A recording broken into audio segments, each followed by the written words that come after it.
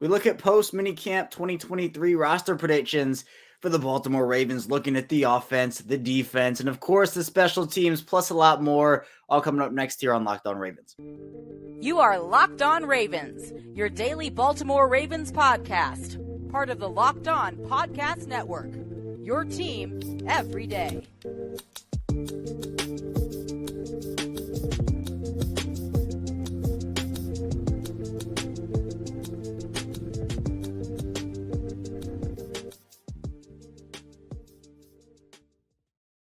Welcome in here to another edition of Locked On Ravens, your daily Baltimore Ravens podcast. I'm your host, Kevin Oestreicher of Ravens Wire. We're here as always in the Locked On Podcast Network, your team every day. And thank you so much for being here and making us your first listen each and every day. Are free and available all podcasting platforms, including in video form on YouTube. And today's episode of Locked On Ravens is brought to you by FanDuel Sportsbook, official sportsbook of the NFL. Make every moment more. Visit FanDuel.com/LockedOn today to get started. Welcome into another week of Locked On Ravens. Thank you to the everydayers here. If you tune in every day on this show, for listening every day and showing your support here. If you're new to the channel or the show, or you're listening for maybe the second time or the fifth time or the 100th time, thank you as well for tuning in. We're a daily Ravens podcast 5 days per week. So if you want that Ravens news analysis updates on a daily basis during the weekdays, be sure to subscribe for free, both audio and video form. Here today, though, as we really enter, I've been talking about the lull period forever now.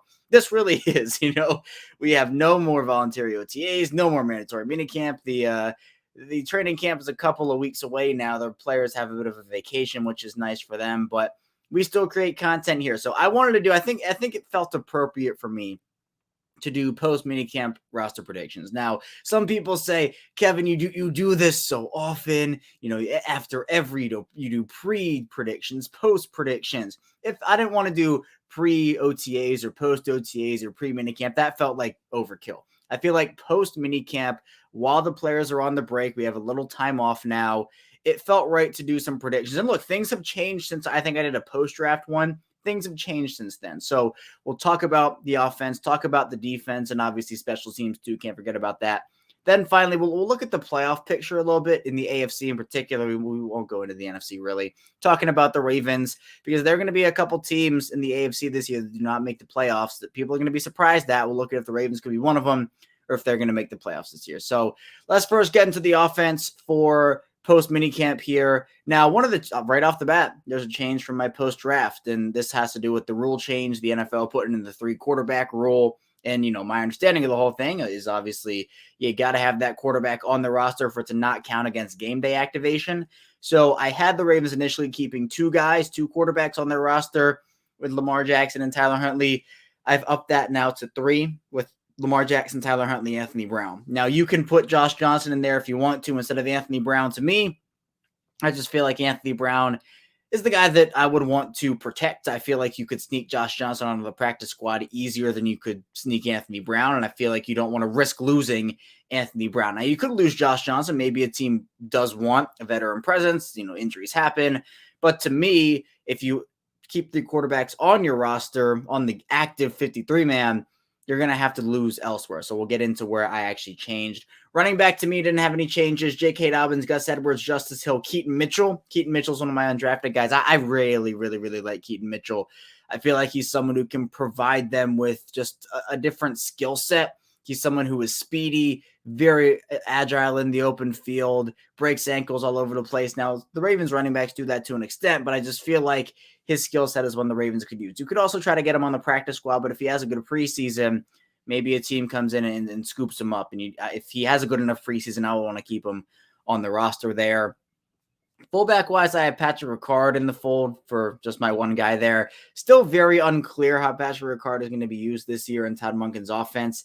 I don't know if there's going to be, in fact, I'm pretty sure there's not going to be as big of a role for him. The Ravens are going to move into throwing the football a lot more. So I don't feel like there's going to be a role for him. Well, I shouldn't say that. There's not going to be a bigger role than he had last year. I think the role will decrease. He will have a role. There's not going to be no role whatsoever for him. But that's one of the things, is one of the storylines for me I'm very interested in as the season kicks off. And, roles can change throughout a year. but I just can't really place what Ricard's going to do in this offense. Todd Monken's talked about his versatility, talk about the stuff he's done in this offense, but this is a new year, new offense, so we'll see what they do in that regard. I have 6 wide receivers: Odell Beckham, Rashad Bateman, Zay Flowers, Devin Duvernay, Nelson Aguilar, Dante Demas. Now, I think the top 5 are all but secure. There are some people who are very out on Devin Duvernay. I don't necessarily understand that viewpoint. I guess it is because of he has a higher cap number this year than most third-round picks entering their 4th year because of the Pro Bowl accolades he's had as a returner, as a special teamer. To me, I think he's a valuable piece on the offense too, who has shown flashes. So my top 5 guys there: Beckham, Bateman, Flowers, Duvernay, Aguilar, they're all safe. It's the 6th wide receiver spot to me it's a toss-up. It could be Dante Demas, who right now, again, one of my favorite undrafted guys on this roster, super big body, and they need that skill set. So to me, the guys who I feel like have the most realistic shot at this point to make the roster, and things can change from now until final cut down day, but Dante Demas, Laquan Treadwell is someone to keep an eye on. He's a big-bodied guy, a former first-round pick. I really think this is the end of the line for James Proche. Personally, reportedly didn't have a great minicamp, and it just feels like his run is over. I think the Ravens were right to keep him around for as long as they did, but for me, I just don't see it. Tylan Wallace, they could keep in that 6th spot due to special teams. I think if the Ravens wanted to give him one more year, would totally understand that. They have a couple of other guys like Andy Isabella, etc., but I feel like they should have one, because Odell Beckham, Rashad Bateman, Zay Flowers, Devin Duvernay, those guys, they're not like 6'3" guys. You don't have to have one, because I think that Beckham plays a bit bigger than his size, Flowers plays bigger than his size, even Bateman plays bigger, even Duvernay. All these guys play bigger than their size, but I think you want to have a guy. You have Mark Andrews as your red zone tight end target. I think you should have a red zone big wide receiver body guy. So to me, that is Dante Demas. That is Laquan Treadwell. We'll see. I think the final 3 right now for me are Demas, Treadwell, and Tylan Wallace.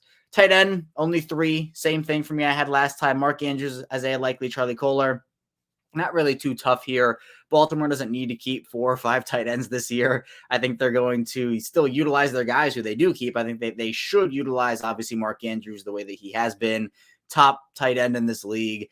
But Isaiah Likely and Charlie Kohler are the 2 interesting ones. Are they going to run 2 tight end sets? Are they going to put Isaiah Likely in the slot or on the outside? How are they going to work Charlie Kohler in line? They have a lot of options with those guys, so they don't have to be running, and they shouldn't be running 4 wide receiver sets every single play. They have the ability still to run the football. They can still use heavy personnel if they want to, because Patrick Ricard is still there. It's just going to be moving away from that. But that doesn't mean that guys like Andrews and Likely and Kohler cannot contribute while doing other things besides blocking. We know Andrews is one of the best receiving tight ends in the league. We know Isaiah Likely and Charlie Kohler have the skill sets to be really solid pieces. We saw the flashes, I think, from both. I think Likely showed more flashes as Kohler missed some time, but I'm excited for both those players. Now, offensive line, this is my big shakeup. This is the big move that I had here. Maybe it won't come as a surprise to some, but my 9 offensive linemen are Ronnie Stanley, Tyler Linderbaum, Kevin Zeitler, Morgan Moses, Patrick McCary, Daniel Falele, Salah Move Laulu, John Simpson, and Sam Mustipher. Those are my guys. No Ben Cleveland on that list for me. Ben Cleveland is the guy that I'm keeping off of the roster. Essentially, it would be what Tyree Phillips went through. 3rd round pick gets cut after his 3rd year, right before his 3rd year. So I don't know. It just feels like Ben Cleveland really struggled in minicamp. Feels like maybe he doesn't. There have been rumors out there, again, not confirmed, so I don't want to put this out there, but I'm going to say reports and rumors saying maybe he's not taking the game as seriously as maybe people would want. There were actually some concerns of that in the scouting reports coming out. So I don't know. It just feels like Ben Cleveland is somebody who could get cut. That's my big shakeup for the Ravens offense here. I think that it's going to ultimately come down to Salah, Daniel Falele, and John Simpson for that job. I put Sam Mustipher. I was debating, but I did put Sam Mustipher for the backup center job. Patrick McCary, you could argue, could be that guy, but I still like him as the super sub 6th offensive lineman on this roster. So I don't think you want to pigeonhole him too much. But yeah, Ben Cleveland, to me, getting cut before his 3rd season. So we'll see what ends up happening, but I don't know. I don't see a spot for him at this point. Now, I didn't see a spot for Ben Powers before the preseason, and look what he did. He proved me wrong and went and earned himself a huge contract with the Broncos. So I'm rooting for Ben Cleveland. Hopefully he can turn it around here. But for me, no Ben Cleveland on my roster at this point. So offensive recap: 3 quarterbacks, 4 running backs, 1 fullback, 6 wide receivers, 3 tight ends, and 9 offensive linemen. But still lots to get into on Locked On Ravens. We'll be talking about my defensive predictions post minicamp, so be sure to stay tuned. Plenty to get to on Locked On Ravens. But first, this episode is brought to you by FanDuel Sportsbook. And baseball season is in full swing, and there's no better place to get in on all the action than FanDuel, America's #1 sportsbook. Because right now, new customers get a no-sweat first bet up to $1,000. That's $1,000 back in bonus bets if your first bet doesn't win. Just go to FanDuel.com/lockedon to join today. And look, those Orioles, they're impressing this year. They have a lot of talent that, some pitching would be nice, but the hitting has been great. Adley Rutschman, Gunnar Henderson. So if you want to bet on Rutschman or Henderson or Orioles futures, Orioles props, be sure to do it over at FanDuel Sportsbook. So don't miss your chance to snag a no-sweat first bet up to $1,000 when you join FanDuel today. Just go to FanDuel.com/lockedon to sign up. FanDuel, official partner of Major League Baseball. Major League Baseball trademarks used with permission. We're back here, Locked On Ravens Monday style. Kevin Oestreicher still here with you, talking post-minicamp Ravens roster predictions. We just got into the offense. Now let's move over to the defensive side of the ball. And I should have mentioned this at the top, but how I do this, well, I changed it. The post-draft one, I ended up making it so that in the event of some guys being on the roster, I put them there. I'm not doing it that this time around. For this one, I'm doing, who's on the roster right now. We can talk about potential ads, but I'm not putting those guys on my prediction because they're not on the roster right now. So, defensive linemen, let's start there. On the defense, I have 5. Justin Madubuike, Broderick Washington, Michael Pierce, Travis Jones, Brent Urban. Now, Angelo Blackson is someone who could be like a 6th guy coming over, is a veteran from Chicago. I don't see that right now, but it could be a possibility. Maybe Rashad Nichols is another one who you could add as a 6th guy. But I think they're okay with Madubuike, Washington, Pierce, Jones, and Urban this year. Now, the position is going to be a huge need next offseason, but we're not there yet. So we can just talk about now. I think those 5, even with Calais Campbell being gone, which I still think is a very big loss, they will be okay. I think, it's time for Justin Madubuike and Broderick Washington to step up. Travis Jones can take on a bigger role in this defense. Michael Pierce played he played so well. I think people forget how well he played in those first 2 games. And Brent Urban, a very, very solid veteran. So I'm very content with that room. I think it has a lot of potential too. Outside linebackers, I have 4. It's Sadafe Owe, David Ajabo, Tyus Bowser, Tavius Robinson. They're essentially 3 deep right now. I expect them to add a Justin Houston or Yannick Ngakoue, Jadeveon Clowney. That's just a gut feeling of mine. That's all it is. But I do think that at this point, you're kind of risking it. If you only go with the 4 that I listed out there, I'm not expecting Tavius Robinson to do huge things this year. I think he's a couple years away from being a real impact 70, 80, 90% player. So I feel like if one of Owe, Ajabo, Bowser gets hurt, you're really playing with fire. So I would expect the Ravens to add a veteran, but for now, we're just going with the 4 because, that's what I see on the roster currently. Inside linebacker is 5, though, at the moment. I have Roquan Smith, Patrick Queen, Trenton Simpson, Malik Harrison, and Josh Ross. Essentially, the 5th inside linebacker spot was the one I was tugging with a little bit. Should I keep another corner? Should I keep another safety, another offensive lineman, a defensive lineman? I decided to go with 5, though, because Josh Ross, I think the Ravens value his special teams ability. And inside of that tug of war for should they keep 5 inside linebackers or not, it was, yes, they should. And then should it be Kristen Welch or Josh Ross? I think both guys have really flashed. Kristen Welch has obviously been with the team for a couple of years now, been one of their big special teams guys, but I think the Ravens really like Josh Ross. He's one of Mike McDonald's guys coming over from Michigan last year. Played really, really well in the preseason. And if he has, it's going to be a battle in the preseason. I mean, I think that's what it's going to come down to for a lot of these spots. It's going to be one of those training camp battles to watch. If it even is a position available on the roster. If the Ravens are only keeping 4 guys, I mean, maybe playing for a spot on the practice squad, but I'm keeping Josh Ross on the roster for me now, and we'll kind of see how it plays out with those 5 guys there. Cornerbacks, I had 6. Now, last time I anticipated Marcus Peters coming back. That obviously is not looking so likely anymore with the Athletic report that he's likely signing with the Raiders, although that still hasn't happened yet at the time of this recording. But my 6 corners right now, Marlon Humphrey, Rock Yassin, Kyu Blue Kelly, Jalen Armour Davis, Pepe Williams, Ardarius Washington. Those are my 6.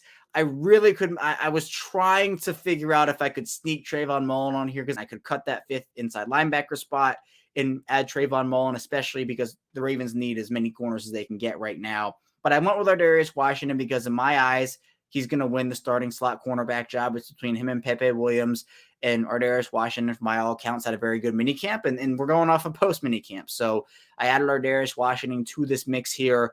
But it is dicey. You have Marlon Humphrey and Rock Ya-Sin as your top two guys. They're good veterans. Marlon Humphrey is one of the best in the league. Rock Ya-Sin, a very solid 2/3 guy, essentially. But then it's trusting a couple of second-year guys, a rookie, Ardarius Washington, who has been in the league a couple of years now, but hasn't really gotten a ton of run. Even if it was Trayvon Mullen, I mean, it's still not a ton of experience outside of Marlon Humphrey and Rock Ya-Sin. So if one of those two were to go down, you're really, really putting the trust in those young guys. So maybe post-training camp before cut-down day, it will be 7 that I feel comfortable with the Ravens keeping, but it was really a fight between the 5 inside linebackers in the 7 corners. I decided to do the 5 inside linebackers this time, but it honestly was pretty much close to a toss-up with this one. 4 safeties for me: Marcus Williams, Kyle Hamilton, Geno Stone, and Brandon Stevens. Those 4 seem to be the very likely choices here. I don't really anticipate anybody else making a push. But, there are a couple of secondary guys that I think could make the practice squad. Guys like Jeremy Lucien and others that I feel like could make an impact by making, the roster as an undrafted rookie. Corey Mayfield Jr., another one of those players as well. So we'll see if any of those secondary players can either push for a real roster spot there or make the practice squad. But Baltimore will probably be keeping 1 or 2 corners on the practice squad, maybe a safety there too. So there are opportunities for some of those guys to make the practice squad, if not the roster. Then special teams wise, 3 guys, you know who it is: Justin Tucker, Jordan Stout, Nick Moore. No questions to be asked there. Very easy answers if there are. Justin Tucker, the best kicker of all time. Jordan Stout, I think, had an up and down rookie season. I think can bounce back in a big way. And then Nick Moore, someone who, Pro Bowl guy. These are players that really can make or break games. Special teams is so important. The Ravens value it a ton. Chris Horton does a great job with his guys on that side of the ball. So I'm excited to see another year, Justin. Any year we see Justin Tucker kick is just a privilege. It's going to be sad the day he retires. I'm not looking forward to that. Hopefully it is long in the future. But special teams is at this point for the Ravens, it is no question about who they're keeping on the roster. So a defensive / special teams summary for the Ravens: the 5 defensive linemen, 4 outside linebackers, 5 inside linebackers, 6 cornerbacks, 4 safeties, and 3 special teamers. So all in all, I think this is a solid roster. There are some, guys who will be scooped up by other teams. Ben Cleveland, I think, being the main name that it is right now, but we still have a lot of offseason to go. There will be a couple of more signings I'd anticipate. There will be guys who were cut. The Ravens could find a guy who a team releases in the coming days, weeks, months, who they really like, and they'll find a roster spot for them. There's still plenty of opportunities for Baltimore to add to this roster. They've done, I think Eric DeCosta's done a great job of constructing a pretty well-balanced roster.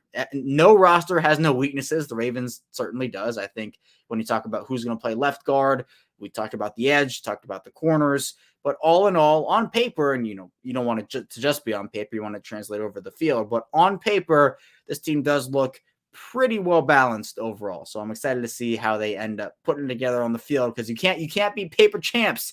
You got to be real champs at the end of the day. But coming up in the final part of the show, we'll talk more Ravens, look at the playoff picture in the AFC. So be sure to stay tuned. Plenty to get to on Locked On Ravens. We're back here, Locked On Ravens, with a Monday edition episode. Kevin Ostreicher is still here with you. Thank you again for tuning in, making us your first listen each and every day. For the everydayers out there, thank you for your continued support. And hopefully we can get some more everydayers here on this show, as we're 5 days a week. And of course, we go year round, so there's no stoppage in the content here on Locked On Ravens. But let's talk a bit of playoffs now. The Ravens obviously are looking to get back to the playoffs. They made it last year as a wild card team, looking to take back the AFC North from the Cincinnati Bengals. But there are 7 spots for the Ravens to potentially get, and they could either get it with the division or they could get it with another 3 wild card spots. Now, the thing with that is there are a lot of other teams vying for those playoff spots, especially in the AFC. It's always interesting year to year how the balance shifts and the power changes from conference to conference. And it feels like recently, especially this upcoming year, the AFC power is just all the way in their favor right now. The NFC is a conference. You got Philadelphia. You got a team like the 49ers.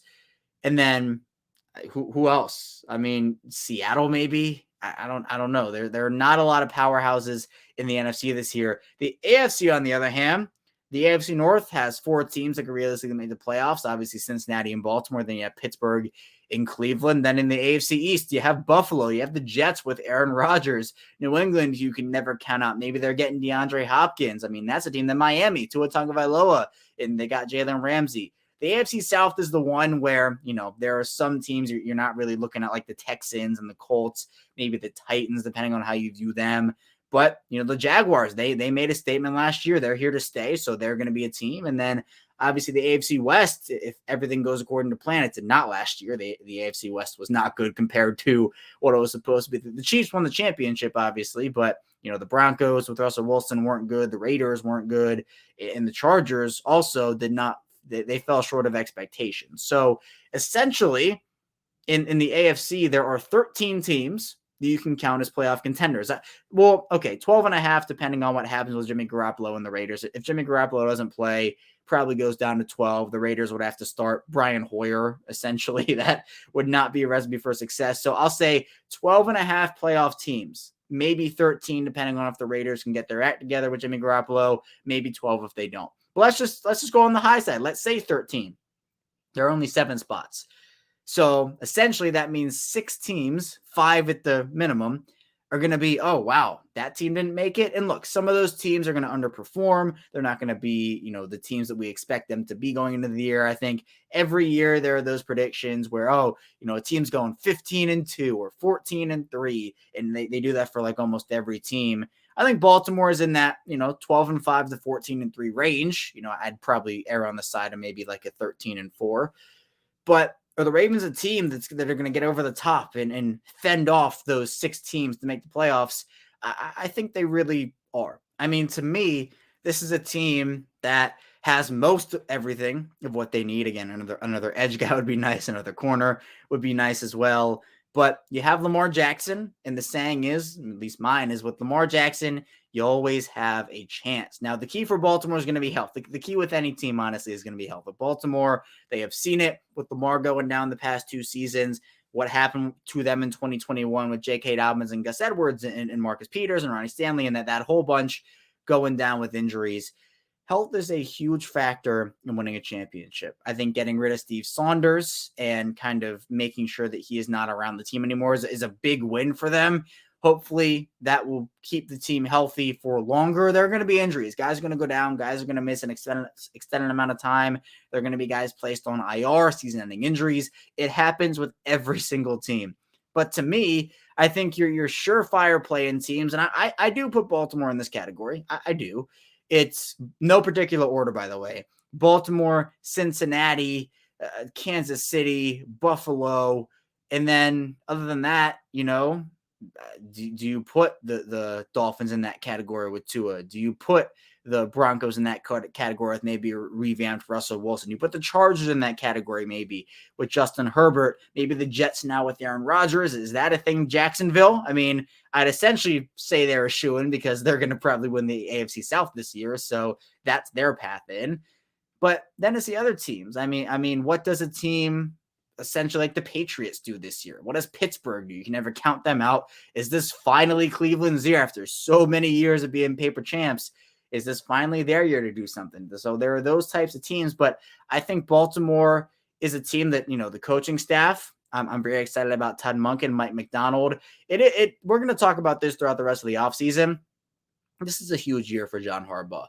There are no more coordinators to fire. You're not firing Mike McDonald after 2 seasons. You're not firing Todd Monken after 1. If the Ravens underperform this year, honestly, if they don't make the playoffs, there's no, unless you're firing the special teams coordinator at this point. If you're firing Chris Horton and you're saying, oh, that's the guy, oh, it's all Chris Horton's fault. This is a big year for John Harbaugh, and I do believe, I would predict, this is just a gut feeling again, that if the Ravens don't make the playoffs, John Harbaugh's job is in serious jeopardy. I mean, again, there are just no other options at that point because, again, my thing with complacency is you cannot be complacent with the way things have gone really since they won the Super Bowl. They have not made the AFC Championship game since they won that Super Bowl. In the Lamar Jackson era, they showed growth, but that growth has kind of tapered off a bit. And yes, health has had to do with that. I'm not saying it hasn't, but wild card appearance, they lost. Then they get the bye. They lose in the divisional round. So I guess they advance a round, but don't win the playoff game. Then the next year, they win the playoff game in the wild card round, but lose in the divisional round. Obviously, 2021, they don't make the playoffs because of health. And then 2022, they lose to Cincinnati in the wild card round without Lamar. So there's just so much intrigue with this team, so much potential with this team, but they keep not hitting it every year. For the most part, I think 14-2 was they hit that potential and then some with how they performed based off of expectations, but that put the target on their back. And every year after that, I think outside of 2020, when they did win the playoff game, I give them credit for that. The growth was not there. I think that's why Greg Roman had to go. He probably should have gone last year, but what's done is done. This is a team now, though, that is running out of options to say, well, we need to fix this and we need to fix that. For the most part, this is the formula. Surround Lamar Jackson with weapons, get him a good offensive line, continue to have a solid run game around him as well, revamp the offense. On defense, a solid defensive line room. The safeties are really good. You have really good inside linebackers this year. You could argue on defense, you need another corner, you need another edge guy, as I talked about. But for the most part, this is the team where it can't just be, add another edge rusher and they're good if they don't make the playoffs. Add another corner and they're good if they don't make the playoffs. That's not what it is. John Harbaugh, I think, is one of the NFL's best coaches, but there's always a time, there's always a place, and sometimes that ends. Everything ends. Either could be on a very high note, sometimes it's on a very low note. So I'm hopeful for John Harbaugh. He's a guy that players want to play for, that there's a bond between the players and the coaches. You can sense that. But it's kind of a mini tangent. But to me, if we're talking playoffs here, the Ravens have to make the playoffs this year. There's no, we'll get them next year. Every year you don't do that. It's fallen more and more in love with complacency. And to me, for a team that has so much talent on paper, and again, it can't just be on paper, but a team that has been in that conversation, the Ravens don't really have those 4-13 records or 2-15 records and get those high draft picks. They've built their roster. They've built it really well. But to me, Greg Roman is now gone. Don Martindale has been gone.